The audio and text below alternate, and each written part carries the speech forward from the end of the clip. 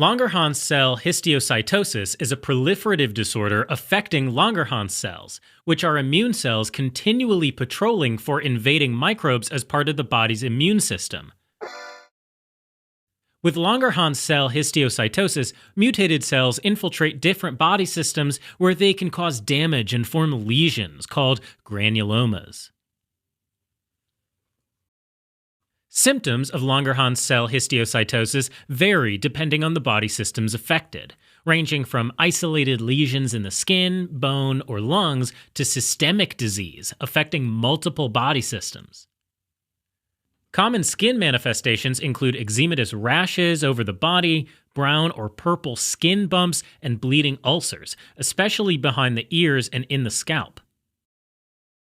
Now, if lesions occur in bone, they usually develop in the skull and long bones of the arms or legs, causing localized pain and swelling, as well as increased risk of pathological fractures.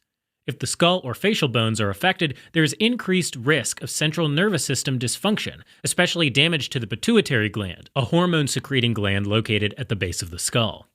Pituitary gland dysfunction can result in extreme thirst due to excessive urine production, a condition known as diabetes insipidus. In severe cases, neurodegeneration can lead to cognitive dysfunction and behavioral issues, as well as ataxia, or difficulty with coordination when walking. Next, Langerhans cell histiocytosis in the lungs is more common in adults due to its association with smoking and is characterized by shortness of breath, chest pain, and cysts that can sometimes rupture and cause the lungs to collapse, leading to spontaneous pneumothorax. Lastly, in cases of multisystem disease, Langerhans cells may accumulate in the liver or spleen, leading to hepatosplenomegaly, as well as in the bone marrow, where they can crowd healthy blood-forming cells resulting in low blood counts. Individuals may also experience nonspecific symptoms such as fever, weight loss, and fatigue.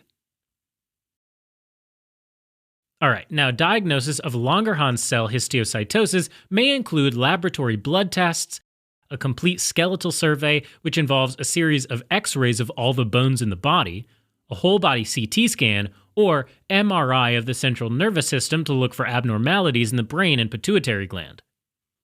Pulmonary function tests, as well as bronchoscopy, may be done in cases of lung involvement.